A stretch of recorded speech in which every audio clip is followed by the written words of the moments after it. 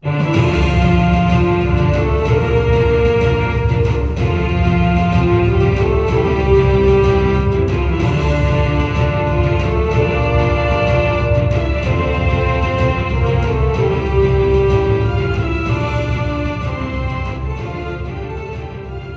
chers amis, je vous salue une nouvelle fois fraternellement en Jésus-Christ et je salue tous nos fidèles auditeurs, tous ceux qui nous suivent régulièrement et tous ceux qui nous écoutent d'une manière spontanée. Je vous salue et je vous souhaite une grande bénédiction en Jésus-Christ.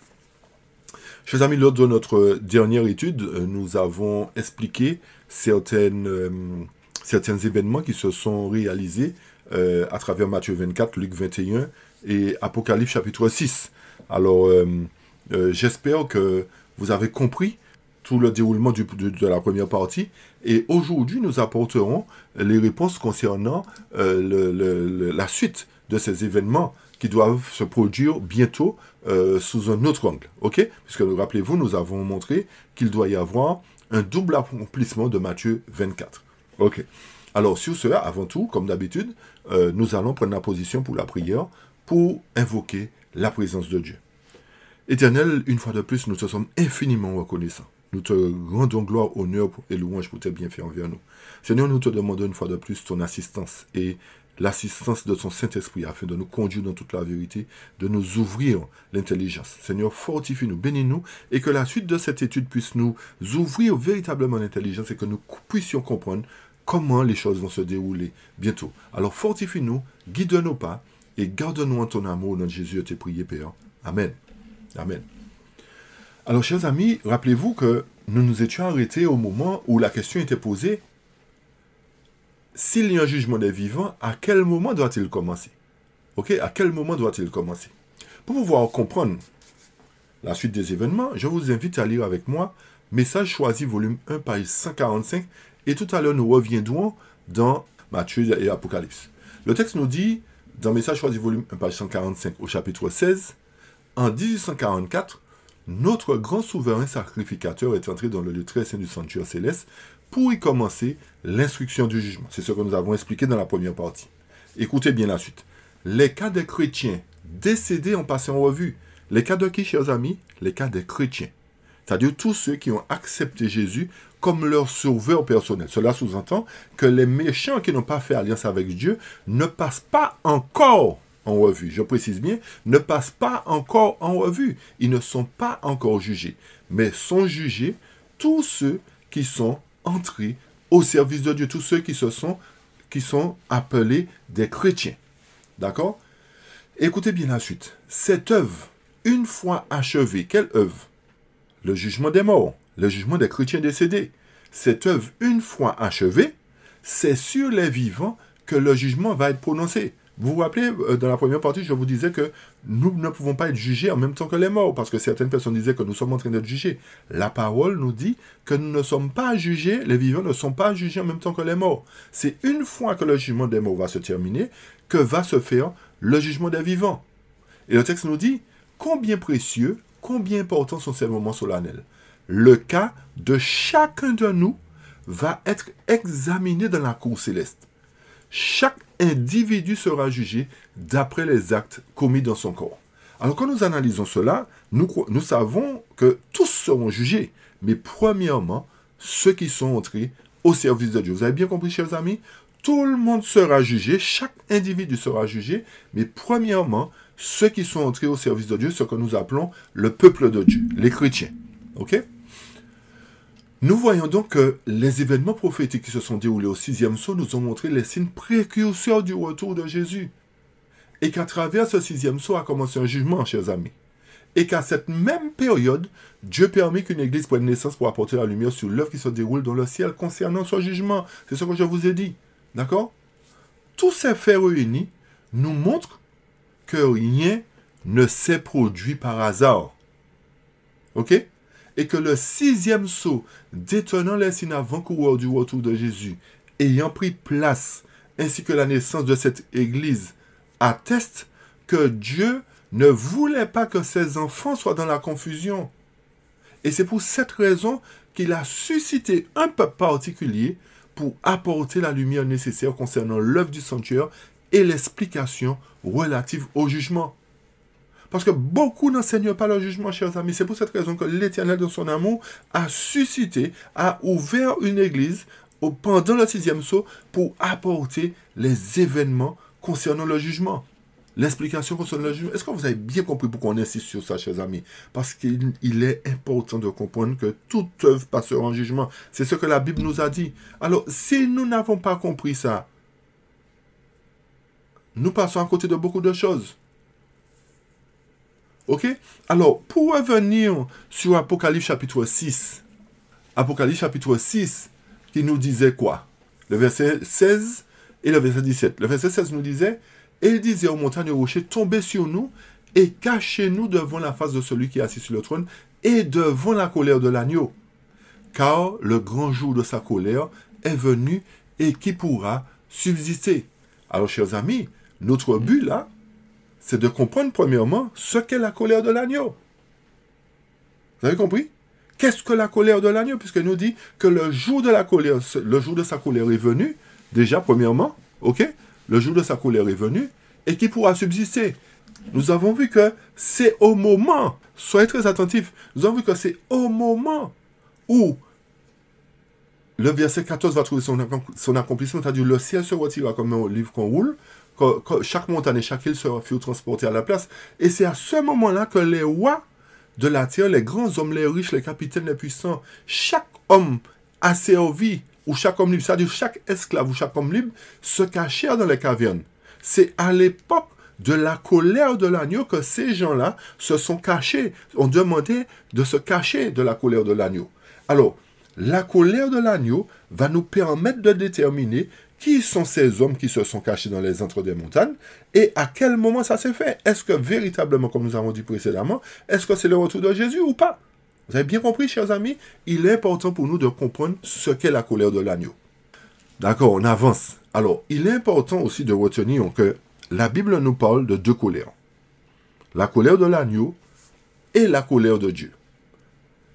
Nous avons un élément qui nous permet de savoir ce qu'est la colère de Dieu. Rappelez-vous qu'il y a Dieu le Père, ok, dans le tribunal, et il y a l'agneau qui est devant Dieu le Père. Et c'est l'agneau qui intercède pour nous, chers amis. Et le chapitre 6 nous parle de la colère de l'agneau, pas de la colère de Dieu. Alors, qu'est-ce que la colère de Dieu déjà? Et nous apporterons les éléments concernant la colère de l'agneau. Apocalypse chapitre 16 nous parle de la colère de Dieu et nous dit ce qui est contenu dans la colère de Dieu, ce qu'est la colère de Dieu. Le verset 1 d'Apocalypse 16 nous dit, « Et j'entendis une grande voix venant du temple disant aux 7 anges, « Allez et versez sur la terre les fioles de la colère de Dieu. » Ou encore, pour certaines versions, les coupes de la colère de Dieu. Vous avez vu qu'il y a une différence, chers amis, entre la colère de Dieu et la colère de l'agneau. La colère de Dieu est représentée par les coupes de sa colère. Vous avez bien compris? C'est-à-dire les coupes de la colère de Dieu sont manifestées par quoi? Les fléaux. Ok, chers amis? Les coupes de la colère de Dieu ne sont pas les mêmes que la colère de l'agneau. L'agneau n'a pas de coupe dans sa main. Tandis que Dieu a des coupes dans sa main pour manifester sa colère. Et nous savons qu'Apocalypse 16 trouvera son accomplissement après que la grande foule soit sortie du sein de Babylone. Vous avez bien compris ce que je dis? La colère de Dieu à travers les 7 coupes vont se manifester après que la grande foule soit sortie du sein de Babylone. C'est ce qu'on appelle les fléaux, chers amis. Ok? Tandis que la colère de l'agneau ne se manifestera pas au même moment, ni après, mais la colère de l'agneau se manifestera avant que la grande foule sorte de Babylone. Vous avez bien fait la différence, chers amis? La colère de l'agneau va trouver son accomplissement avant que la grande foule sorte du sein de Babylone, et la colère de Dieu à travers les fléaux va trouver son accomplissement après que la grande foule soit sortie de Babylone. J'espère que c'est clair. Alors, pourquoi, justement, l'Éternel, en la personne de Jésus, doit manifester sa colère et sur qui il doit manifester sa colère? Sur qui?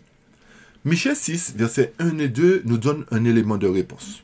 Michée 6 nous dit, entendez maintenant ce que dit le Seigneur. Lève-toi, plaide devant les montagnes et que les collines entendent ta voix. C'est-à-dire, parle pour que tout le monde se manifeste, que même la nature sache que moi, l'Éternel, j'ai parlé et je me suis levé. C'est ce que ça veut dire.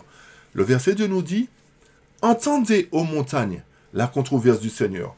Quand on parle de montagne, dans la prophétie, on parle aussi d'église, chers amis, hein, d'accord? On parle aussi d'église. Nous rappelez-vous, quand on avait fait Apocalypse chapitre 13, on a expliqué les montagnes. Les montagnes représentent des corps religieux. Ok? Le texte nous dit, entendez aux montagnes la controverse du Seigneur. Et vous, ferme fondement de la terre, car le Seigneur a quoi? Une controverse, chers amis. L'Éternel a un problème. Avec qui? Avec son peuple, chers amis. Qui est le peuple de Dieu? Ceux qui ont fait alliance avec lui. Vous avez compris? Ceux qui sont appelés chrétiens, ceux qui sont passés par le baptême, qui ont fait alliance, qui sont inscrits dans le livre de vie. Mais notez bien que le fait d'être inscrit dans le livre de vie ne veut pas dire que les noms resteront écrits dans le livre de vie, parce qu'il doit y avoir un jugement. Est-ce que vous avez bien saisi les choses, chers amis? Donc, l'Éternel, Michée 6 nous dit que l'Éternel a une controverse avec qui? Avec son peuple, et il plaidera avec Israël. Pas avec Israël d'antan, parce que Israël d'antan a déjà payé pour ses fautes. Mais il plaidera avec Israël spirituel. Israël représenté au dernier temps, qui a appelé son peuple. Vous avez bien compris, chers amis? L'Éternel, pourquoi il va manifester sa colère? Quand on parle de l'Éternel, je parle de Jésus-Christ, l'agneau. Il va manifester sa colère parce qu'il a un problème avec son peuple. Pourquoi il a un problème avec son peuple? Parce que le peuple est rebelle. Le peuple ne veut pas marcher selon ses directives. Et c'est pour cette raison que l'Éternel va venir juger. Parce que l'Éternel a donné des ordonnances. L'Éternel a demandé de suivre ces ordonnances. Et le peuple a fait à sa tête. Le peuple a fait à sa guise. Alors forcément, l'Éternel va manifester sa colère contre ceux qui n'ont pas tenu compte de ces ordonnances. Est-ce que vous me suivez correctement, chers amis? Alors, si vous comprenez bien ce que je dis, quand on va revenir dans Apocalypse chapitre 6, concernant ceux qui disent aux montagnes et aux rochers de tomber sur eux, vous comprendrez plus facilement qui sont ces gens. Est-ce que vous avez bien compris? Puisque la colère de l'agneau doit se manifester à travers son jugement sur son peuple. Vous avez bien saisi ce que j'ai dit, chers amis? Et comme la colère de l'agneau doit se trouver son accomplissement avant que la grande foule sorte de Babylone, cela sous-entend que l'Éternel, la controverse que l'Éternel a avec son peuple, doit trouver son accomplissement envers tous ceux qui se cacheront sous les rochers, sous les antres de la terre, quel que soit leur rang social. Le fait que la Bible nous parle, qu'Apocalypse 6 nous parle des rois de la terre, des grands, des riches, des capitaines, remarquez bien que toutes les catégories sont représentées, que ce soit riche, que ce soit dirigeant, que ce soit esclave ou libre, tous, quand on dit tous, cette catégorie de personnes vont se cacher dans les rochers des montagnes. Est-ce que ça voudrait dire qu'ils vont se cacher littéralement? Non, chers amis.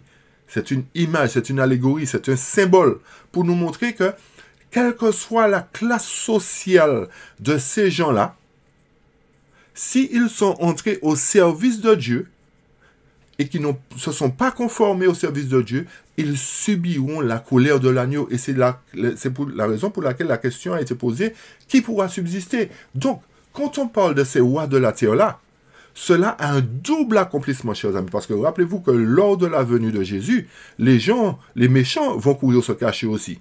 Et dans Apocalypse 6, cette catégorie de méchants qui sont là au verset 15 représente des gens qui ont fait alliance avec Dieu, mais qui ne se sont pas conformés aux directives de Dieu. Et à ce moment-là, la colère de l'agneau va se manifester à travers son jugement contre ces hommes-là qui ont un rang social élevé ou pas. Rappelez-vous, chers amis, que parmi les dirigeants de la terre, il y a des chrétiens. Parmi ceux qui occupent des postes de responsabilité, il y a des chrétiens. Ok? Alors ne pensez pas que ce sont des mondains dont on parle là, chers amis. Parce que ces versets-là trouvent leur accomplissement dans Apocalypse 6. Et Apocalypse 6 nous parle, à partir du verset 14 à 17, nous parle de la colère de l'agneau. Nous avons montré que la colère de l'agneau est différente de la colère de Dieu. Et que l'Éternel a une controverse avec son peuple, pas avec le monde. Alors retenez bien que les versets 14 à 17 ne représentent pas le retour de Jésus, mais bel et bien le jugement de Jésus envers son peuple lors du jugement des vivants. Ok, chers amis? Analysez bien les choses, mettez bien les choses en place, replacez le puzzle petit à petit. C'est très important. Alors, pour pouvoir apporter d'autres éléments, nous consulterons Témoignages pour l'Église, volume 3, en français, page 493-94, et volume 9, en anglais, qui nous dit ceci. Je regardais quand il ouvrit le 6e sceau. Et il y eut un grand tremblement de terre, le soleil devint noir comme un sac de crin, la lune entière devint comme du sang, et les étoiles du ciel tombèrent sur la terre, comme lorsqu'un figuier secoué par un vent violent jette cette figue verte. Le ciel se retira comme un livre qu'on roule, et toutes les montagnes et les îles furent remis de leur place. Les rois de la terre, les grands, les chefs militaires, les riches, les puissants, tous les esclaves et les hommes libres se cachèrent dans les cavernes, dans les cavernes et dans les rochers des montagnes, et ils disaient aux montagnes et aux rochers, tombez sur nous, et cachez-nous devant la face de celui qui est assis sur le trône, et devant la colère de l'agneau, car le grand jour de sa colère est venu et qui peut subsister. Alors, rappelez-vous que le même chapitre nous avait dit d'étudier attentivement le chapitre 5. Nous avons compris que le chapitre 5 nous parlait du tribunal qui était mis en place et que l'agneau était le seul à ouvrir le livre contenant les 7 sceaux. Nous nous situons au 6e sceau. Et le texte nous dit qu'au 6e sceau, voilà ce qui doit se manifester. C'est-à-dire, la colère de l'agneau doit se manifester et les rois de la terre, etc., vont subir les effets de la colère de l'agneau. Ok? Donc, à travers ce texte, nous voyons, encore une fois de plus, que sous le 6e sceau, il y a des événements qui doivent prendre place. Mais retenez particulièrement ce point, chers amis. C'est que les sceaux se chevauchent. Les sceaux s'emboîtent les uns dans les autres. C'est-à-dire que lorsqu'un sceau se termine, l'autre commence avant qu'il se termine. Vous comprenez ce que je dis?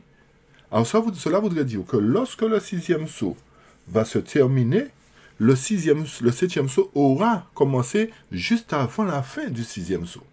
Ok? Ceci est clair, j'espère. Donc, quand nous reprenons tous ces versets, tous les textes que nous avons lus à travers le chapitre de Témoignages pour l'Église, volume 3 ou volume 9 en anglais, on voit que sous le 6e sceau, il y a des événements qui doivent se produire. Mais est-ce que, comme nous avons dit, comme les choses s'emboîtent, nous allons comprendre plus clairement à quel moment précisément va se réaliser le jour de la colère de Dieu. Ok? Nous avons compris que ce jour de colère, j'espère, c'est le jugement sur son peuple. Parce que rappelez-vous que Michée avait dit qu'il a une controverse avec son peuple. Donc cette colère que Jésus va manifester, que l'agneau va manifester, c'est le moment où sa colère va trouver sa réalisation. C'est le moment où il va séparer l'ivraie du bon grain. C'est à ce moment-là que les bons poissons seront séparés des mauvais poissons. Vous avez bien compris, chers amis? C'est à ce moment-là que trouvera la réalisation des 10 vierges. 5 qui sont prises, qui sont folles, et 5 qui sont sages. Une partie est mise à l'extérieur, où il y a des pleurs et des graissements dedans. Donc, le jour de la colère de l'agneau, c'est le jour du jugement des vivants, chers amis, plus particulièrement. Tandis que le jour de la colère de Dieu, c'est les 7 coupes de la colère qui sont déversées sur les méchants, dans le monde. Colère de l'agneau, jugement sur les méchants, dans l'Église, c'est-à-dire contre son peuple, jugement de Dieu, les 7 coupes de la colère sur les méchants, dans le monde. Ok, chers amis? On poursuit. Toujours dans Témoignage, volume 3, le texte nous dit, écoutez bien, c'est toujours dans le même paragraphe où on nous parle des sceaux d'Apocalypse 5 et du 6e sceau. Le même paragraphe, le texte nous dit, après cela, je regardais, voici, il y avait une grande foule que personne ne pouvait compter, de toute nation, de toute tribu, de tout peuple et de toute langue. Ils se tenaient devant le trône et devant l'agneau, revêtus de robes blanches et des palmes dans leurs mains. Et ils criaient d'une voix forte en disant, le salut est à notre Dieu qui est assis sur le trône et à l'agneau. Et écoutez bien, ce sont ceux qui viennent de la grande tribulation. C'est ce que je vous disais tout dans la première partie. Apocalypse 7 à partir du verset 9. La grande foule sort de la grande tribulation. Tandis que les premiers fruits, ceux qui sont représentés passant sous la colère de l'agneau, ne sortent pas de la grande tribulation. D'accord? Qu'est-ce que veut dire sortir de la grande tribulation? Cela voudrait dire que lorsque la tribulation a commencé, une catégorie est scellée, une catégorie est jugée, et suite à la grande tribulation, une autre catégorie doit sortir de la grande tribulation, doit provenir de la grande tribulation. Vous avez compris? Et ceux qui proviennent de la grande tribulation, ceux qui viennent de la grande tribulation, sont représentés par la grande foule. Tandis que les premiers fruits sont sortis au début de la tribulation. Ils n'ont pas subi la tribulation véritablement. Vous avez bien compris ça? Quand je dis qu'ils n'ont pas subi, ils vont passer la tribulation aussi, hein, retenez bien. Mais, c'est-à-dire qu'ils seront déjà en condition pour passer la tribulation. Tandis que la grande foule ne sera pas encore en condition pour passer la tribulation. C'est ce que je veux dire, chers amis. Vous avez bien compris, je reprends. Les premiers fruits qui vont subir les effets de la colère de l'agneau sont représentés par son peuple, les chrétiens qui ont fait alliance avec lui. Lorsque se fera cette tribulation, c'est-à-dire ce temps de détresse, ils seront déjà scellés et ils seront jugés au moment où commence la tribulation. Ok? Ils sont représentés comme étant les premiers fruits. Tandis que la grande foule qui provient de la grande tribulation n'est pas encore scellée. Ils seront scellés au moment du grand cri et à ce moment-là, il sera dit d'eux qu'ils viennent de la grande tribulation. J'espère que c'est clair pour vous. On avance. Donc, quand on lit ce chapitre, ce paragraphe, le texte nous dit qu'effectivement, que pendant la période du 6e sceau, voici, il y a une grande foule qui provient dans la période du 6e sceau. Mais est-ce que réellement, la grande foule doit sortir du 6e sceau? Puisque nous avons dit que la colère de l'agneau doit se manifester avant que la grande foule ne sorte. Donc, l'Éternel est en train de nous montrer que à travers le 6e sceau, notez bien ce que je veux dire, l'Éternel est en train de nous montrer qu'à travers le 6e sceau, il a identifié tous les fruits qui doivent être sauvés. Il a identifié ceux qui pourront subsister, d'accord? C'est-à-dire ceux qui tiendront ferme.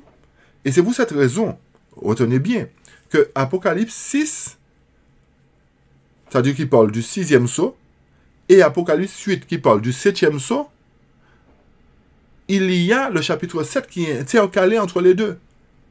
Entre les deux sceaux, les deux derniers sceaux, c'est-à-dire Apocalypse 6, le 6e sceau, et Apocalypse chapitre 8, le dernier sceau, il y a le chapitre 7, puisque le dernier sceau se trouve dans le chapitre 8. Donc, le chapitre 7 doit trouver son accomplissement au moment, justement, où Michael se lève, au moment du temps de détresse. C'est pour cette raison que Apocalypse chapitre 7 nous dit de retenir les vents jusqu'à ce que les serviteurs de Dieu soient marqués au fond. Cela voudrait dire qu'ils ne vont pas subir la tribulation comme la grande foule va la subir, parce qu'ils seront en condition pour affronter cette tribulation.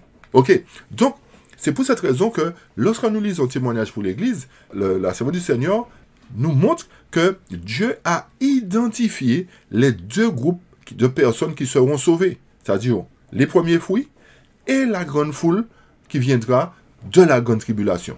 Et je vous invite aussi à suivre l'étude suivante que nous allons mettre en place prochainement, qui va nous expliquer vraiment plus clairement encore les deux fruits. Et nous allons voir que les pionniers ont parlé de ça et que l'esprit de prophétie a attesté. Nous allons voir ce sujet-là avec vous. Nous allons revenir sur un point pour que les choses soient encore plus claires pour vous.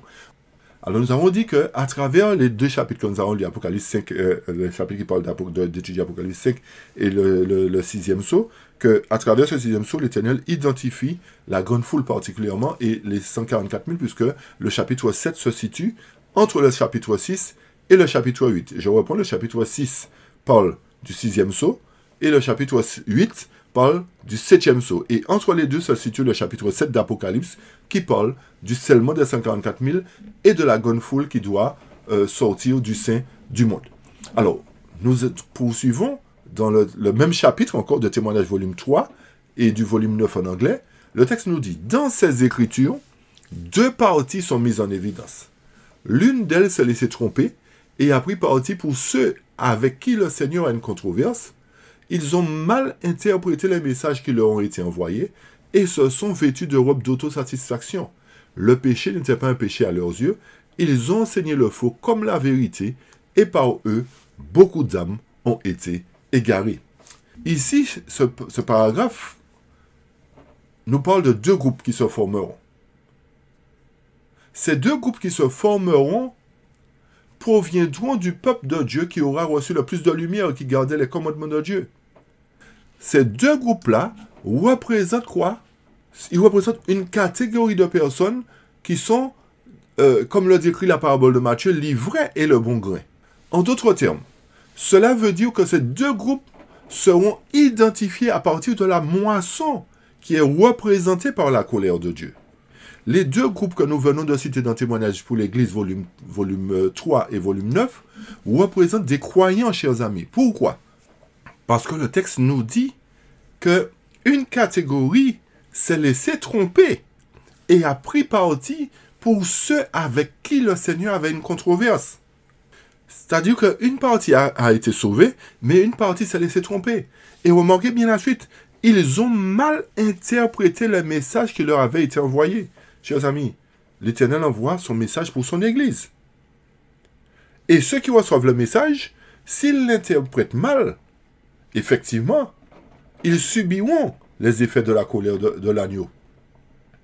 Donc, ce groupe de personnes identifiées ici n'est pas le même groupe, comme je vous ai dit, d'Apocalypse chapitre 7, mais ce groupe représente ceux qui diront aux montagnes et aux rochers de tomber sur eux, de les cacher de la colère de l'agneau, représenté par le jugement des vivants dans son Église.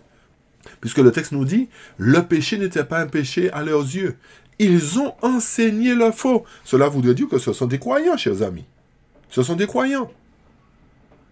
Ils ont enseigné le faux comme la vérité, et par eux, beaucoup d'âmes ont été égarées. Alors, ceci nous permet encore de comprendre que les premiers fruits dont nous parle Apocalypse 14 comme étant les 144 000, qui proviennent de la séparation de l'ivraie et du bon gré, sont effectivement les prémices pour Dieu et pour l'agneau. Cela sous-entend que pour qu'il soit prémices, il faut qu'il y ait une séparation entre l'ivraie et le bon gré au sein de la communauté. Donc, cette séparation doit se faire avant d'aller chercher la grande foule. Si cette séparation doit se faire avant d'aller chercher la grande foule, cela voudrait dire que ces premiers fruits seront en condition pour aller chercher la grande foule. Puisque, rappelez-vous, dans Conquérant Pacifique, si ma mémoire est bonne, le texte nous dit que l'Église sera belle comme la lune, pure comme le soleil, mais terrible comme des soldats sous la bannière. Pourquoi ils sont terribles? Parce qu'ils auront une mission à accomplir, chers amis. Ils ne peuvent pas être terribles comme des soldats sous la bannière s'ils n'ont pas de mission à accomplir. Et la mission sera de faire quoi? À travers un monde troublé, à travers ce temps de détresse, d'aller chercher la grande foule, d'aller sauver la grande foule. C'est pour cette raison qu'ils doivent être purs comme le soleil, c'est-à-dire aucune impureté en eux, purs comme le soleil, mais terribles comme des soldats sous la bannière. Nous poursuivons pour que les choses soient plus claires. Alors, un petit résumé avant d'avancer. Nous poursuivons. Un petit résumé. Il y a plusieurs points à considérer. Le point A, c'est que l'Église a été établie sous le 6e sceau en 1844 pour apporter la lumière sur le sanctuaire et le jugement. Le point B est le suivant, c'est que le peuple de Dieu est scellé sous le 6e sceau. Le point B, c'est que le peuple de Dieu est scellé sous le 6e sceau selon Apocalypse chapitre 7, versets 1 à 8. Et ils sont représentés dans la prophétie du chapitre 6, versets 14 à 17. Comme étant représentés par ceux qui diront aux montagnes et aux rochers de tomber sur eux, parce qu'ils subiront la colère de l'agneau. D'accord? Ce n'est pas la colère de Dieu, mais la colère de l'agneau. Le point C est le suivant. C'est que la grande foule est identifiée durant le 6e sceau dans Apocalypse chapitre 7, versets 9 à 17, parce qu'ils proviennent de la grande tribulation. Donc, l'Éternel, à travers le point B, à travers le point A, met une église en place pour montrer qu'il y a un jugement qui doit se faire bientôt. D'accord?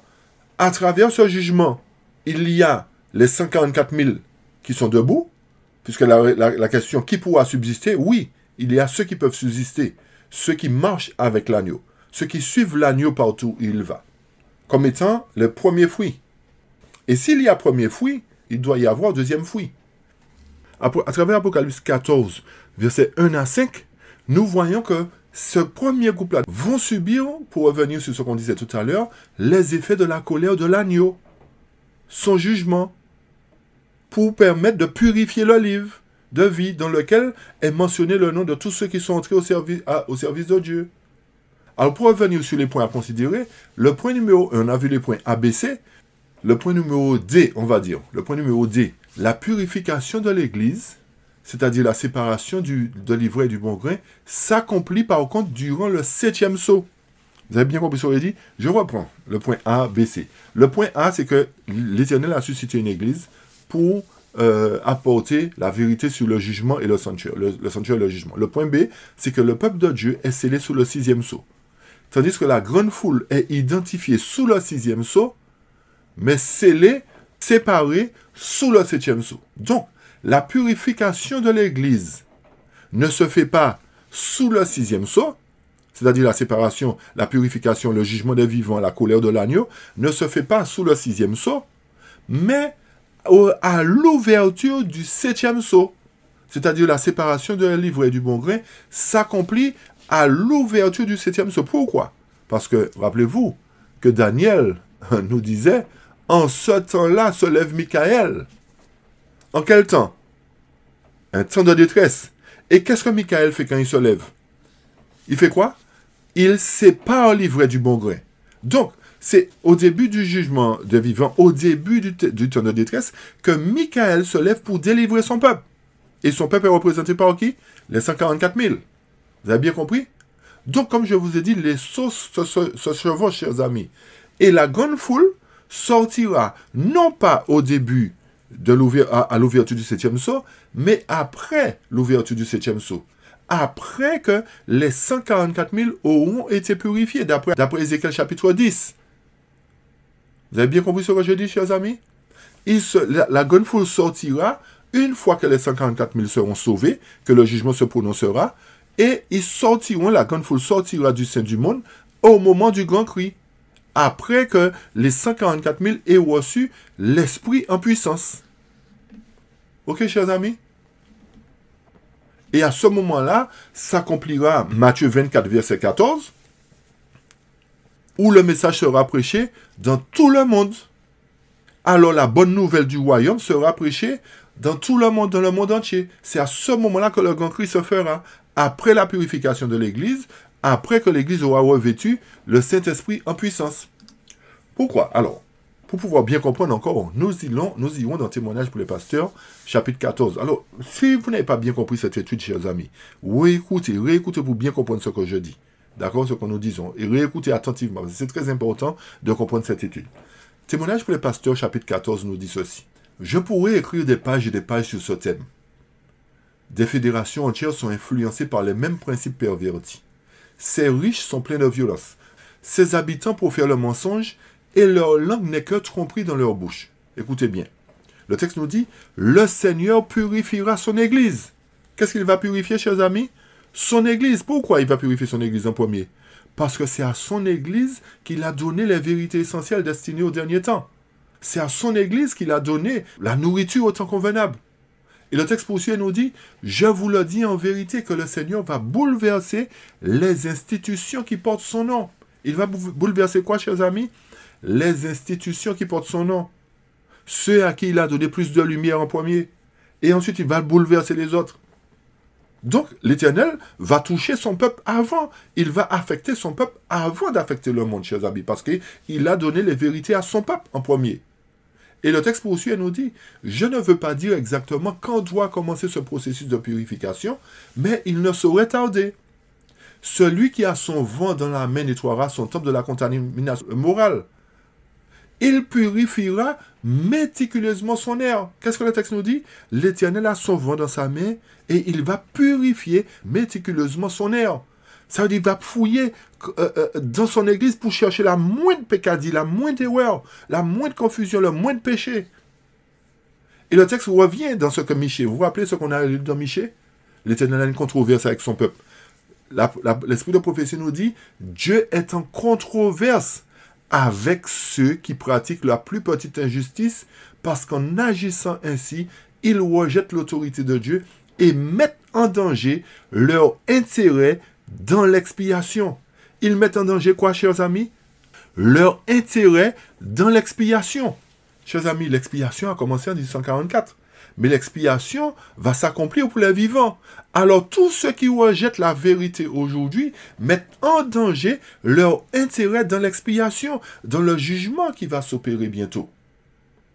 Le texte monsieur nous dit la rédemption que Christ a entrepris en faveur de tout fils et fille d'Adam. C'est ça l'expiation. Vaut-il la peine de se conduire d'une manière que Dieu est? Vaut-il la peine de mettre dans vos encensoirs un feu étranger pour l'offrir à Dieu et dire que cela ne fait aucune différence? Chers amis, nous devons prendre conscience qu'il y a un jugement qui arrive pour l'Église de Dieu, pour la maison de Dieu, premièrement, chers amis. Il y a quelque chose qui arrive et nous devons être prêts. Nous ne devons plus dormir sur nos lauriers. Nous ne devons plus nous satisfaire d'un état de propre suffisance, comme la Odyssée. Parce que le témoin fidèle dit à la Odyssée, mais la Odyssée achète de l'or éprouvé par le feu, achète un collier, achète ce qu'il manque à la Odyssée quelque chose, alors que la Odyssée se croit riche, chers amis. Chers amis, sortons dans cet état de laodicéen. Sortons dans cet état de laodicéen et acceptons le conseil du témoin fidèle parce que notre intérêt sera en danger dans l'expiation. Avons-nous pris conscience que ce n'est pas le fait d'être baptisé qui va nous sauver, chers amis? C'est vrai que nous sommes entrés au service de Dieu à travers le baptême, mais le baptême ne va pas nous sauver. Contrairement à ce que beaucoup disent. C'est vrai que le texte, la Bible nous dit, celui qui croira sera baptisé, sera sauvé. Mais il y a des conditions à remplir. Il y a des conditions à remplir. Tous ceux qui sont baptisés ne seront pas forcément sauvés. Parce que nous trompons l'Éternel. Nous faisons ce qui est contraire. Nous proclamons le mensonge au lieu de la vérité. Nous vivons comme le monde. C'est-à-dire que nous sommes sortis du monde, mais le monde n'est pas sorti en nous, chers amis. C'est ça le problème. Nous sommes sortis du monde, mais le monde est encore en nous. Et nous venons à l'église avec le monde encore en nous. Et nous appliquons les choses du monde dans l'église de Dieu. Quelle abomination. Chers amis, si nous laissons le monde, si nous sommes sortis du monde, nous devons laisser les affaires du monde dans le monde. Mais malheureusement, beaucoup d'entre nous sont sortis du monde et nous avons gardé, nous sommes entrés au service de Dieu avec les affaires du monde. Et c'est pour cette raison que je dis que nous sommes sortis du monde, mais le monde n'est pas sorti en nous. Plaise à Dieu que le monde sorte en nous, chers amis, avant qu'il soit trop tard. Et nous allons aborder Apocalypse 8 maintenant. Alors, tout ceci va nous permettre de comprendre effectivement le chapitre 8, le début du chapitre 8, parce que c'est dans ce chapitre que nous avons dit qu'il y a que le 7e sceau commence. Alors, lorsque le 7e sceau commence, le texte nous dit quoi? Quand il ouvrit le 7e sceau, il y eut un silence dans le ciel d'environ une demi-heure. OK? Et verset 3 nous dit, et un autre jour, on a sauté le verset 2 parce que le verset 2 c'est un autre sujet. OK? Le verset 3 nous dit, et un autre ange vint et se tint devant l'autel ayant un encensoir d'or, et on lui donna beaucoup d'encens afin qu'il l'offre avec les prières de tous les saints sur l'autel d'or qui était devant le trône. Et la fumée de l'encens qui venait avec les prières des saints monta de la main de l'ange devant Dieu. Et l'ange prit l'encensoir et le remplit du feu de l'autel et le jeta sur la terre, et il y eut des voix, des tonnerres et des éclairs et un tremblement de terre. Chers amis, lorsque s'ouvre le 7e sceau, qu'est-ce qui se passe? Il y a un silence dans le ciel d'environ une demi-heure. Alors, est-ce que ce silence... Alors, certains ont dit que le retour de Jésus se fait selon Apocalypse chapitre 6. Nous avons vu qu'Apocalypse chapitre 6 se situe au 6e sceau, à la fin du 6e sceau. Et il y a d'autres qui disent que Jésus va revenir à l'ouverture du 7e sceau, c'est-à-dire à travers la demi-heure de silence. La demi-heure de silence représente le retour de Jésus. Nous allons chercher à comprendre si c'est réel ou pas, si c'est concret ou pas. Donc, nous allons chercher à savoir qu'est-ce que la demi-heure de silence et pourquoi il y a une demi-heure de silence. Et qu'est-ce qui fait qu'il y ait une demi-heure de silence, chers amis? Vous allez comprendre pourquoi. Pour revenir, pour savoir pourquoi il y a une demi-heure de silence, nous allons revenir dans Apocalypse chapitre 4. Apocalypse chapitre 4, à partir du verset 4 à 8, nous dit ceci. Et autour du trône, il y avait 24 sièges, et sur les sièges, je vis 24 anciens assis, vêtus de vêtements blancs, et ils avaient sur leur tête des couronnes d'or. Verset 5. Et du trône provenaient des éclairs, des tonnerres et des voix, et il y avait 7 lampes de feu qui brûlaient devant le trône, lesquelles sont les 7 esprits de Dieu. Verset 6. Et devant le trône, il y avait une mer de verre semblable à du cristal, et au milieu du trône et autour du trône étaient 4 bêtes pleines d'yeux devant et derrière. On dit 4 bêtes, mais d'autres versions disent 4 êtres vivants. Verset 7 dit, et la première bête était semblable à un lion, la seconde bête, ou la seconde être vivant semblable à un veau, le troisième avait le visage d'un homme, et la quatrième bête était semblable à un aigle. Et le verset 8, écoutez le verset 8 attentivement, c'est ce qui nous intéresse. Le verset 8 nous dit, « Et les 4 bêtes, ou les 4 êtres vivants, avaient chacune 6 ailes autour d'elle, et au-dedans d'elle étaient pleines d'yeux. Et elles ne cessent jour et nuit de dire, Saint, Saint, Saint, Seigneur Dieu Tout-Puissant, qui était, qui est et qui est à venir. » Chers amis, à travers le verset 8, et à travers le verset 4 déjà d'ailleurs, nous voyons que cette scène dont parle le chapitre 4 est la même scène que nous retrouvons dans le chapitre 5. Comme je vous avais dit tout à l'heure, précédemment dans la première partie, que le chapitre 5 doit être étudié avec le chapitre 4. D'accord? Donc, le chapitre 4 nous parle de la scène du jugement qui est mise en place. Et lorsque le jugement commence, qu'est-ce qui se fait? Au verset 5, et du trône provenaient quoi? Des éclairs, des tonnerres et des voix. Remarquez bien, du trône provenaient des éclairs, des tonnerres et des voix, chers amis. Ok, alors s'il y a des voix, alors que le jugement a commencé, le jugement des morts a commencé, et que le verset 8 nous dit, et ces êtres vivants, ces 4 bêtes, ne cessent de dire jour et nuit, Saint, Saint, Saint, Seigneur Dieu Tout-Puissant qui était, qui est à venir, c'est que lors de l'ouverture du 7e sceau, ils se sont arrêtés, ils ont arrêté de dire jour et nuit, Saint, Saint, Saint, Seigneur Dieu Tout-Puissant, puisque depuis le début, depuis l'ouverture du tribunal, ils n'ont cessé de dire jour et nuit, Saint, Saint, Saint. Et à l'ouverture du 7e sceau, ils ont fait quoi? Ils se sont arrêtés pour une demi-heure, chers amis. Chers amis, pourquoi la demi-heure? C'est parce que il y a eu quelque chose qui s'est passé. Et c'est la raison pour laquelle les êtres saints, les 4 êtres vivants, ont cessé de dire saint, alors qu'ils disaient saint pendant toute la période, la première période du jugement. Cela voudrait dire que lorsque les êtres saints, les 4 bêtes vivants, vont arrêter de dire saint, saint, saint, c'est que le jugement des morts se terminera et commencera le jugement des vivants. Vous avez bien compris ce que je dis, chers amis? Si les êtres saints n'ont cessé de dire jour et nuit, si c'est les 4 êtres vivants n'ont cessé de dire Saint, Saint, Saint pendant toute la période du jugement, et que le chapitre 8 nous dit qu'il y a eu une demi-heure de silence, c'est que pendant cette demi-heure de silence-là, les êtres vivants ont arrêté de dire Saint.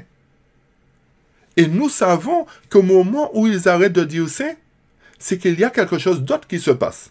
Et cela permet de faire la transition entre le jugement des morts qui se termine. Nous avons lu précédemment que une fois que le jugement des morts sera terminé, va commencer le jugement des vivants. Cela voudrait dire que pendant la demi-heure de silence, au moment où les êtres vivants arrêtent de chanter, se réalise le jugement des vivants à travers la demi-heure. Vous avez compris, chers amis? Et c'est pour cette raison que les êtres arrêtent de dire saint. Parce que la phase du jugement des morts s'est terminée pour passer à la phase du jugement des vivants. Et c'est pour cette raison qu'il y a une demi-heure de silence, chers amis. Qui dit demi-heure de silence ne dit pas fin du jugement, chers amis. C'est comme si on vous dit, vous prenez 1 minute de silence en mémoire de telle chose. Quand on vous dit 1 minute de silence, on ne vous dit pas que le travail est terminé, chers amis. On vous dit de faire une pause. On vous dit d'arrêter un instant. Chers amis, analysons bien. Si l'Éternel juge, nous avons dit qu'il y a un tribunal. D'accord? Peu importe comment il est. Mais il y a un tribunal puisque toute œuvre doit passer en jugement. Faisons le parallèle avec les tribunaux terrestres. Quand il y a quelque chose entre l'avocat de la défense et l'avocat de la partie civile, ok? Qu'est-ce qui se passe? Les avocats consultent le juge et le juge décide de lever la séance, de faire une pause. OK? Parce qu'il y a quelque chose d'important à considérer. C'est la même chose qui se passe lorsque la demi-heure de silence va se réaliser. Il y aura une pause parce qu'il y aura quelque chose d'important à accomplir. Cette demi-heure de silence n'est pas le retour de Jésus. Pourquoi, chers amis? Pourquoi? Nous allons comprendre pourquoi. dans quelques instants. Nous allons comprendre pourquoi dans quelques instants. Mais avant tout, je vais vous inviter à lire avec moi Témoignage pour l'Église, volume 2. Alors, notez que ce chapitre se trouve à la page 352 du Témoignage, volume 2 en français. Mais nous allons faire un parallèle avec la version anglaise. Et vous verrez qu'il y a une contradiction entre la version française et la version anglaise. Je vais vous apporter les précisions concernant cela et vous verrez que la version française nous met dans des difficultés face à la Bible. Pourquoi? J'explique, je lis. Ceux qui passent leur temps à chercher des occasions de douter et qui communiquent leur idée à d'autres trouveront toujours de ces occasions. Dans le développement de la vérité, ils critiqueront l'œuvre et la position de leurs frères. Ils attaqueront tout ce qui a été fait sans eux. Ils se nourriront des erreurs et des fautes d'autrui. Écoutez attentivement maintenant. Jusqu'au jour où le Seigneur Jésus, ayant terminé son œuvre de médiation dans le sanctuaire céleste, se lèvera pour se revêtir de ses vêtements de vengeance au jour où il viendra les surprendre dans leur festin impie. Ils ne seront pas prêts pour le souper des noces de l'agneau. Leur goût a tellement été perverti qu'ils critiqueraient même la table du Seigneur dans son royaume. Ici, le paragraphe en français nous dit que ceux qui professent être croyants vont se nourrir des erreurs et des fautes d'autrui jusqu'au moment où le Seigneur, ayant terminé son œuvre de médiation dans le sanctuaire, et une fois qu'il aura terminé son œuvre, il va se lever pour revêtir ses vêtements de vengeance. Quand nous analysons ce paragraphe, chers amis, ceci correspond effectivement à ce que beaucoup de personnes disent, qu'il faut que Jésus termine toute son œuvre dans le sanctuaire, et à son retour, il va revêtir ses vêtements de vengeance. Ceci se ramène effectivement au moment de la venue de Jésus. Mais lorsque nous prenons les paragraphes que nous avons lus précédemment, et lorsque nous analysons la version anglaise, chers amis, la version anglaise nous dit totalement le contraire. Nous n'allons pas prendre tout le paragraphe, mais nous allons lire au milieu, là où c'est jaune, un petit peu avant. Le texte nous dit « Ils se nourriront des erreurs et des fautes des autres jusqu'à ce que dit l'ange. Le Seigneur Jésus se lève. » Il y a une différence entre se termine et se lève, chers amis. Le Seigneur Jésus se lève de son œuvre médiatrice dans le sanctuaire céleste et se revêt des habits de la vengeance et les surprennent dans le festin impie. Ceci nous permet de comprendre que le fait que Jésus se lève, cela provoque une demi-heure de silence. Et cela fait que les êtres saints arrêtent de chanter, chers amis. Et vous allez comprendre encore pourquoi nous disons cela. Et il faut noter attentivement que Jésus ne termine pas son œuvre pour revêtir ses habits de vengeance. Parce que s'il termine son œuvre à l'ouverture du 7e sceau, cela voudrait dire que la grande foule ne pourra pas être sauvée. Parce qu'il a tout terminé son œuvre. Il a terminé. Tandis que le fait de comprendre que l'Éternel se lève simplement, c'est qu'il se lève pour accomplir une œuvre. D'accord? Et au moment où il se lève, c'est-à-dire il prend une pause, il fait une demi-heure de silence, ou au moment où les êtres vivants arrêtent de dire Saint, Saint, Saint, c'est qu'il y a une œuvre qui se fait là. Et c'est pour cette raison que la colère de l'agneau se manifeste à travers la demi-heure de silence, chers amis. Vous avez bien compris ce qui se passe? Et suite à cela, une fois que la demi-heure de silence va trouver son accomplissement à travers le jugement des vivants, à travers la séparation de l'ivraie du bon grain, qu'est-ce qui va se passer, chers amis? L'Éternel va déverser sur son peuple l'Esprit en puissance, comme au temps des apôtres, pour accomplir la grande œuvre finale qui se trouve dans Matthieu 24, verset 14. Vous avez compris? Le message sera proclamé dans le monde entier, alors viendra la fin. Ce sera le dernier signe qui va se manifester. Le grand cri va se manifester après la demi-heure de silence. S'il y a un jugement, nous avons lu tout à l'heure que l'Éternel doit nettoyer son Église, doit purifier son Église. À quel moment il le fera? Lors de la demi-heure de silence.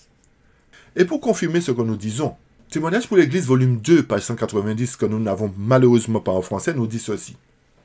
Jésus nous a laissé cette parole et porter une attention particulière sur ce paragraphe, chers amis. Particulière, parce que ça va répondre à ce que nous venons de dire. Le texte nous dit, Jésus nous a laissé cette parole. Veillez donc, car vous ne savez pas quand le maître de la maison viendra, le soir ou à minuit au chant du coq, ou le matin, de peur qu'en venant soudainement, ils ne vous trouvent endormis. Et ce que je vous dis, je le dis à tous, veillez. C'est-à-dire, l'Éternel nous dit, faites attention, parce que lorsque le jugement va venir, ça va risquer de surprendre un maximum. Faites attention, veillez. C'est-à-dire, tenez-vous prêts. Soyez prêts. Ne dites pas, on va se préparer, mais soyez prêts. Pourquoi? Pour qu'en venant, soudainement, il ne nous trouve endormis. Le texte poursuit nous dit, nous attendons et veillons le retour du maître qui doit apporter le matin, de peur qu'en venant soudainement, il ne nous trouve endormis. Écoutez bien, chers amis, de quel temps s'agit-il ici? Le moment où c'est-à-dire le moment où le Seigneur va venir pour nous surprendre. D'accord? Puisqu'on sait qu'il y a un jugement.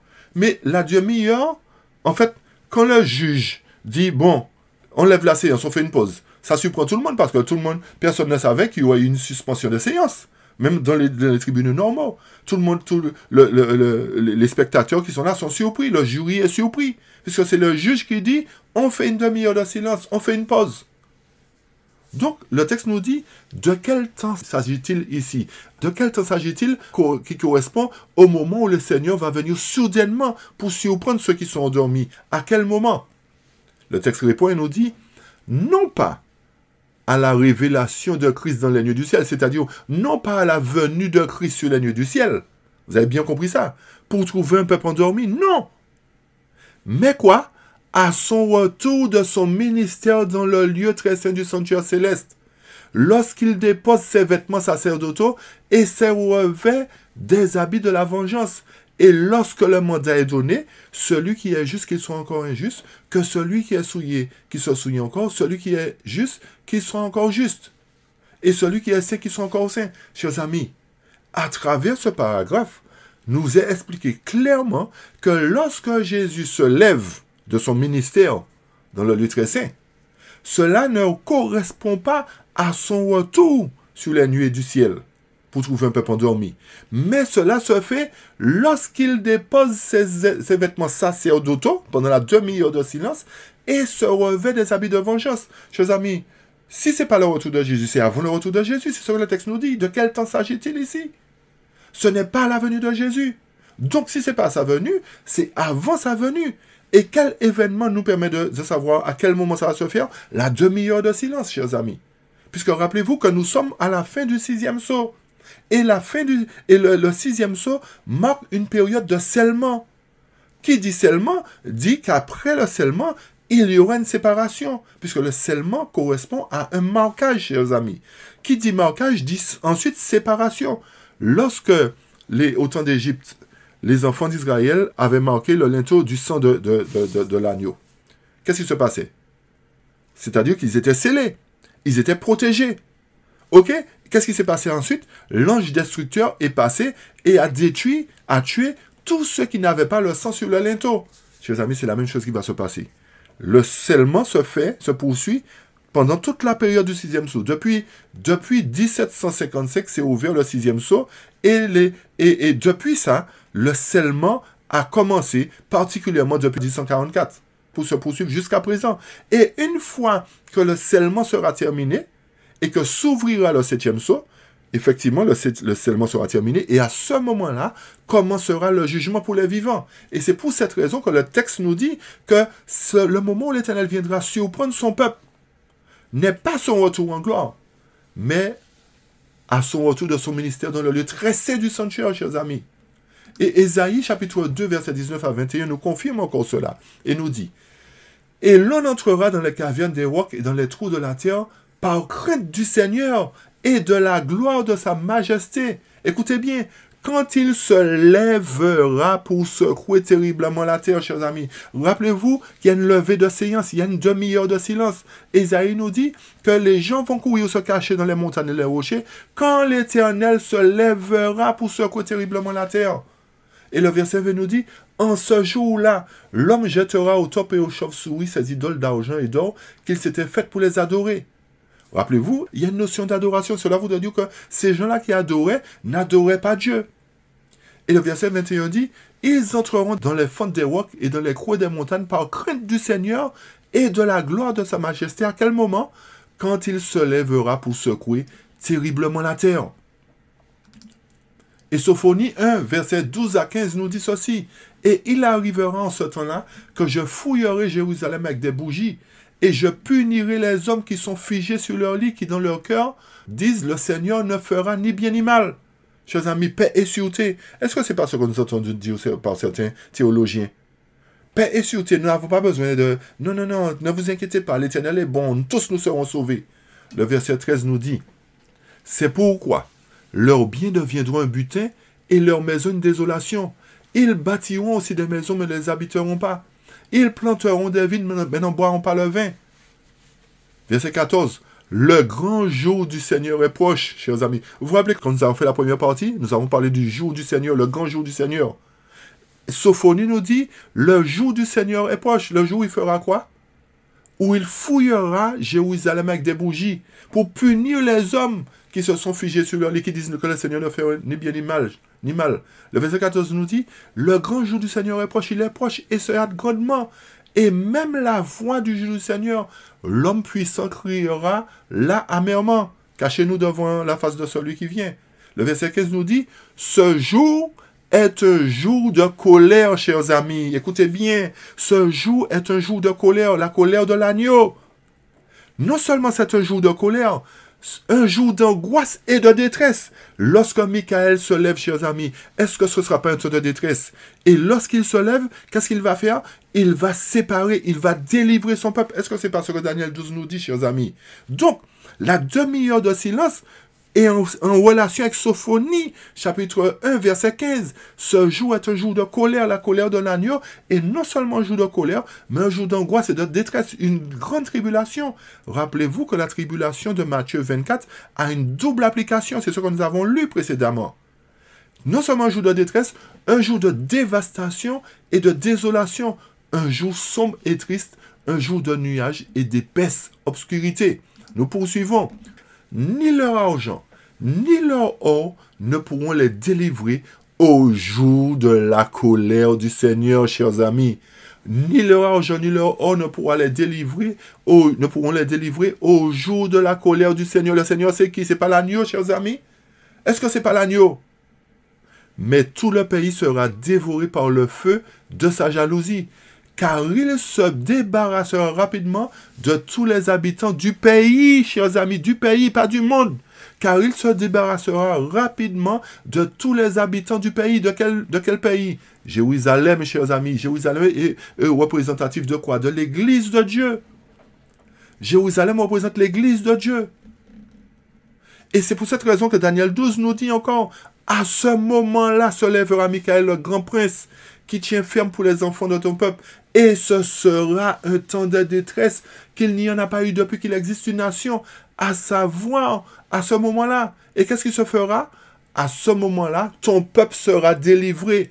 Quiconque sera trouvé écrit dans le livre, chers amis. Le livre, c'est quoi? Le livre est ouvert dans quoi? Dans le jugement, chers amis. Et au moment où la demi-heure de silence s'opérera, au moment où l'Éternel se lèvera, le peuple sera délivré. Le peuple sera délivré de quoi? De l'ivraie qui est en son sein. Vous avez compris, chers amis? C'est à ce moment-là que l'ivraie sera délivré. Lorsque Michael se lèvera au début du temps de détresse. J'espère que vous avez compris, chers amis. C'est pour cette raison que Sophonie 2 nous dit ceci. Cherchez l'Éternel, vous tous, hommes du pays, qui pratiquez ses ordonnances. Recherchez la justice. Recherchez l'humilité. Pourquoi? Parce que le texte nous dit, peut-être serez-vous épargnés au jour de la colère de qui? De l'Éternel, chers amis, encore une fois. Cherchez l'Éternel, vous tous, hommes du pays. Pratiquez ses ordonnances, recherchez la justice. Et peut-être que vous serez épargnés au jour de la colère. Cela voudrait dire, chers amis, que nous devons faire vraiment une rétrospective sur notre vie, sur notre caractère, savoir s'il y a un défaut, s'il y a un petit point, il y a quelque chose qui gêne, parce que peut-être serons-nous épargnés de la colère de l'Éternel, chers amis. La colère de l'Éternel. L'Éternel, c'est Jésus-Christ qui a donné sa vie pour nous. La colère de l'agneau, selon Apocalypse chapitre 6. Chers amis, l'Éternel nous parle. Est-ce que nous allons entendre sa voix? Et 1 Pierre 4, verset 17 nous dit, car le temps est venu où le jugement doit commencer par la maison de Dieu. Et s'il commence d'abord par nous, quelle sera la fin de ceux qui n'obéissent pas à l'Évangile? Par qui le jugement commence? Par la maison de Dieu. Nous sommes au 6e sceau. Le jugement ne s'est pas encore fait. Il va se faire à l'ouverture du 7e sceau. Lors de la demi-heure de silence. Pourquoi? Parce que le temps est venu de juger la maison de Dieu. Et s'il commence par nous, quel sera le sort de la grande foule? Quel sera le sort du monde? De ceux qui n'obéissent pas à l'évangile, qui subiront la colère de Dieu cette fois-ci. Pas la colère de l'agneau, mais ils subiront la colère de Dieu cette fois-ci. Parce que la colère de Dieu sera déversée sur le monde. Tandis que la colère de l'agneau sera déversée sur son église. Ésaïe 4, versets 2 à 4 nous dit ceci. En ce jour-là, en quel jour? Au moment où Michael se lève. Au moment où le temps de détresse va commencer. Et au moment où la demi-heure de silence va trouver son accomplissement. En ce jour-là, c'est-à-dire suite à la séparation de l'ivraie et du bon grain, en ce jour-là, la branche du Seigneur sera splendide et glorieuse. Et le fruit de la terre sera excellent et avenant pour qui, chers amis? Pour les rescapés d'Israël. Pourquoi il y a des rescapés? C'est parce qu'il y a eu un massacre. Il ne peut pas avoir de rescapés s'il n'y a pas eu un massacre, s'il n'y a pas eu quelque chose qui s'est produit, chers amis. Ce jour-là, la branche du Seigneur sera splendide et glorieuse. Le fruit sera excellent. On sera représenté comme de bons raisins. Pour qui? Pour les rescapés d'Israël. Et verset 3 nous dit, « Et il arrivera que celui qui est resté dans Sion et celui qui sera demeuré de reste dans Jérusalem, on a lu ce que ça représente, la maison de Dieu, sera appelé saint, c'est-à-dire quiconque est écrit parmi les vivants, chers amis, dans Jérusalem. Si on nous dit que ceux qui sont appelés saints seront écrits parmi les vivants, c'est qu'il y aura eu des morts précédemment. Il y aura eu des morts. Il y a eu des morts. Vous avez compris, chers amis? Si on dit que quiconque est écrit parmi les vivants seront appelés saints, c'est qu'il y a eu des morts. Et le verset 4 nous dit, à quel moment ça va se faire? Quand le Seigneur aura lavé la saleté des filles de Sion et aura purgé le sang de Jérusalem du milieu d'elle par l'esprit de jugement et par l'esprit de l'embrasement. C'est-à-dire que l'Éternel va purifier totalement son air. Il va laver la saleté des filles de Sion. Rappelez-vous qui seront ceux qui seront debout sur le mont Sion, chers amis. 144 000 personnes. C'est-à-dire que pour qu'ils soient debout sur le mont Sion, il faut que l'Éternel lave la saleté qui se trouve dans leur sein. Il faut que l'Éternel les purifie. Il va le faire par quoi? Par l'esprit de jugement et par l'esprit de l'embrasement, c'est-à-dire la purification. Il va les juger et il va les purifier. Ensuite, vous avez bien compris, chers amis? Et pour confirmer ce que nous disons encore, témoignage pour les pasteurs à la page 228 en français, 450 en anglais au chapitre 16 nous dit ceci. Dieu appelle son peuple à élever la norme. L'Église doit montrer son zèle pour Dieu en traitant avec ceux qui, tout en professant une foi, font ouvertement honte à Christ. Ils ont mis en danger la vérité. Ils ont été des sentinelles infidèles. Ils ont jeté l'opprobre et le déshonneur sur la cause de Dieu. Écoutez la suite. Le texte nous dit, le temps est venu de faire preuve de sérieux et d'engagement pour la cause de Dieu. Le temps est venu pour faire quoi? Preuve de sérieux et d'engagement pour la cause de Dieu. Le temps est venu de déployer des efforts sérieux et puissants pour faire quoi? Pour débarrasser l'Église de la boue et de la saleté qui ternit sa pureté. L'Église du Christ est appelée à être un peuple saint et comment? Puissant. Un nom et une louange sur toute la terre. Pour quelle raison? Pourquoi il doit être saint et puissant et un nom et une louange sur toute la terre? C'est parce qu'il y a d'autres personnes à sauver, chers amis. Mais l'Église doit être débarrassée de la boue et de la saleté. C'est pas ce que nous avons lu dans Ésaïe chapitre 4, verset 4? Est-ce que c'est pas ce que nous avons lu, chers amis? Dans la tragédie des siècles, au chapitre 28, à la page 521 en français, 483 en anglais, le texte nous dit « La vie de tous ceux qui ont cru en Jésus est examinée devant Dieu dans l'ordre où ils sont inscrits. Commençant par les premiers habitants de la terre, notre avocat présente les cas de croyants de chaque génération successive et termine par ceux des vivants. » Il commence par les premiers habitants de la terre et termine par ceux des vivants. Comment devons-nous comprendre ça encore, chers amis? Comment? Les choses sont claires. Chaque nom est mentionné. Chaque cas est pesé avec le plus grand soin. Des noms sont acceptés, d'autres sont rejetés. Des noms sont acceptés, d'autres sont rejetés. Ils sont rejetés à quel moment? lors de la demi-heure de silence, lors du jugement des vivants, lorsque l'ivraie sera séparée du bon grain, lorsque les 5 vierges entreront dans la salle de noces et les 5 autres resteront dehors, lorsque les pêcheurs vont trier les bons poissons des mauvais poissons, vont jeter les mauvais poissons et vont garder les bons. C'est à ce moment-là que les noms seront acceptés, d'autres seront rejetés. Et le texte poursuit nous dit, quand un dossier indique des péchés non confessés et non pardonnés, le nom est radié du livre de vie et l'inscription de bonnes actions est effacée du livre de mémoire. Ici, nous voyons, encore une fois, que le jugement qui a commencé dans Apocalypse chapitre 4 et 5 correspond à la purification du sanctuaire. Et cette purification se situe dans les livres. Et c'est pour cette raison qu'il y a des noms qui sont radiés du livre de vie. La purification ne se fait pas dans la salle, mais dans la salle du tribunal, mais dans le livre du tribunal, chers amis, parce que c'est le livre dans lequel est marquée la vie de tous les croyants. Lorsqu'ils sont entrés au service de Dieu, il y a le livre de souvenirs, il y a les autres livres. Mais il nous faut comprendre que la purification, le jugement se fait à travers les noms qui sont dans les livres. Et une fois que le jugement s'est fait, le nom de tous ceux qui n'ont pas été conformes sont rejetés et leur nom est radié du livre de vie. Vous avez bien compris ça, chers amis? Et le texte nous dit, dans Message choisi, volume 1, page 145, en 1844, notre grand souverain sacrificateur est entré dans le lieu très saint du sanctuaire céleste pour y commencer l'instruction du jugement. Les cas des chrétiens décédés ont passé en revue devant Dieu. Point. Cette œuvre, une fois achevée, c'est sur les vivants que le jugement va être prononcé, chers amis. C'est sur les vivants, une fois que le jugement des morts sera achevé, c'est sur les vivants. Mais à quel moment? L'Éternel nous a donné des signes. À l'ouverture du 7e sceau, lorsque Michael se lève, pendant le temps de détresse, à l'ouverture du temps de détresse, pendant la demi-heure de silence. Chers amis, l'Éternel ne fait rien sans avoir révélé ses secrets à ses serviteurs, les prophètes. L'Éternel ne fait rien sans nous avertir. Tout ce que nous devrions savoir pour notre salut, pour les temps de la fin, sont consignés dans la Bible, l'esprit de prophétie. Et toujours au volume 1, le paragraphe nous dit, « Nous ignorons si nos noms ne doivent pas apparaître bientôt sur les lèvres du Christ pour qu'une décision finale soit prise à notre sujet. Quelle sera cette décision? Serons-nous comptés parmi les justes ou dénombrés parmi les méchants? » C'est une question qui est posée. Alors tout ça, nous permet de comprendre que ce jugement doit trouver son accomplissement avant le retour de Jésus. C'est pour cette raison que je vous ai dit de faire attention au paragraphe de témoignage volume 2 que nous avons lu en français, qui a été modifié, qui dit que c'est quand Jésus aura terminé son œuvre. Non! Il se lève pendant une demi-heure de silence. D'accord? Et ensuite, et quand vous allez relire le reste du passage, après la demi-heure de silence, qu'est-ce qui se fait entendre? À nouveau des voix, un tremblement de terre. Vous avez bien compris, chers amis? Après la demi-heure de silence, il y a des voix qui se font entendre à nouveau. Cela voudrait dire que pendant la demi-heure de silence, il n'y a pas eu de voix. Cela sous-entend que le jugement a repris. Pour qui le jugement a repris cette fois-ci?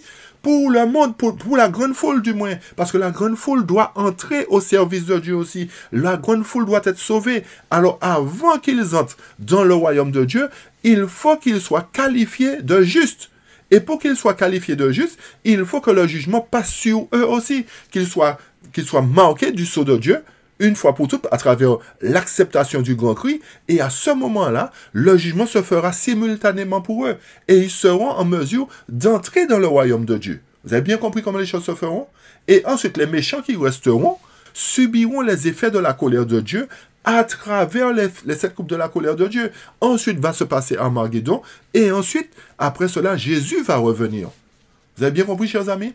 Le paragraphe suivant nous dit toujours dans le même chapitre, ne voulons-nous pas sonder les Écritures pour voir où nous en sommes dans l'histoire du monde? N'allons-nous pas comprendre l'importance de l'œuvre qui s'accomplit actuellement pour nous et voir quelle attitude nous devons prendre tandis que se poursuit l'œuvre d'expiation? Un changement total doit s'opérer si nous avons le moindre souci de notre salut. Chers amis, si nous avons un doute, demandons à Dieu de nous aider à changer. Demandons à Dieu de nous aider, chers amis. Et pour confirmer que c'est... Parce que beaucoup de personnes disent en fait que ce jugement, cette séparation ne se fera pas, ce sera symbolique. Ce sera quelque chose de symbolique, chers amis. Et je vous invite, on n'aura pas le temps, mais je vous invite à relire attentivement le chapitre 9 d'Ézéchiel. Relisez attentivement le chapitre 9 d'Ézéchiel. Et je vais apporter un texte qui va confirmer ce que Ézéchiel a dit dans Manuscrit inédit, volume 1, page 241 en français, page 260 en anglais. Le texte nous dit, étudiez le chapitre 9 d'Ézéchiel. Ces paroles s'accompliront littéralement. C'est-à-dire que lorsque le jugement se fera, il y aura des morts, chers amis. L'Éternel ne peut pas faire un jugement et puis garder les méchants en vie dans l'Église. Mais non, c'est pas possible puisqu'il ne veut pas. Automatiquement, les méchants doivent périr. Alors forcément, ils subiront la colère de l'agneau littéralement. Ils vont mourir vraiment. Il n'y a pas de mort symbolique. D'accord? Alors donc, quand vous analysez cela, chers amis, nous comprenons plus clairement que l'Éternel doit nous peser dans la balance. Et si nous ne faisons pas le poids qu'il faut, si nous sommes trop légers, il va nous jeter. C'est pour cette raison que témoignage pour les pasteurs nous dit ceci pour terminer. Les membres individuels de l'Église chrétienne seront pesés dans la balance du sanctuaire. Et si leur caractère moral et leur état spirituel ne correspondent pas aux bénéfices et aux bénédictions accordées, ils seront trouvés trop légers. Si le fruit n'apparaît pas, Dieu n'est pas glorifié. Et dans le volume 5, le texte nous dit, vous trouvez cela dans Service chrétien effectif, page 48-49. Le texte nous dit, je suis rempli de tristesse quand je pense à notre condition en tant que peuple de Dieu. Le Seigneur ne nous a pas fermé le ciel, mais notre propre conduite ou notre propre course à l'égarement nous a séparés de Dieu. L'orgueil, la convoitise et l'amour du monde ont vécu dans le cœur sans crainte de bannissement, de condamnation. Des péchés graves et présomptueux ont habité parmi nous. Et pourtant, l'opinion générale est que l'Église est florissante et que la paix et la prospérité spirituelle sont dans toutes les frontières. Chers amis, le volume 8 nous dit, Dieu n'a pas changé envers ses fidèles serviteurs qui gardent leurs vêtements sans tache. Mais beaucoup crient paix et sûreté. Et c'est ce que nous entendons de plus en plus. Il n'y a pas de sanctuaire dans le ciel. Il n'y a pas ceci. Jésus ne va pas faire ni bien ni mal. Il crie paix et sûreté alors qu'une destruction soudaine s'abat sur eux. C'est ce que nous avons lu dans Sophonie tout à l'heure. Il viendra avec des lampes. Et soudainement, même Michée, Malachie nous dit ça, soudainement entrera dans son temple. Chers amis, s'il n'y a pas de repentance profonde, si les hommes n'humilient pas leur cœur par la confession et ne reçoivent pas la vérité telle qu'elle est en Jésus-Christ, ils n'entreront jamais au ciel.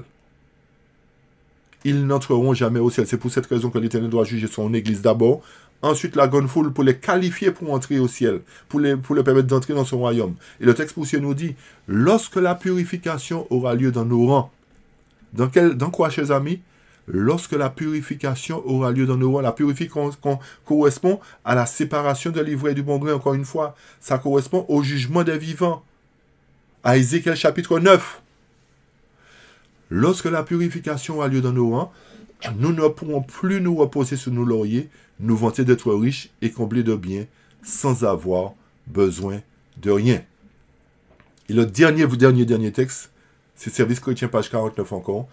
L'Église s'est détournée de la voie du Christ son chef et recule régulièrement vers l'Égypte. Pourtant, peu de gens s'alarment et s'étonnent de leur manque de puissance spirituelle. Le doute et même l'incrédulité face au témoignage de l'Esprit de Dieu imprègnent partout nos églises. Satan voudrait qu'il en soit ainsi, chers amis. Les ministres qui prêchent le moi au lieu du Christ les veulent aussi comme ça. Les témoignages ne sont plus appréciés et c'est ce que nous constatons. Dieu vous a parlé, chers amis.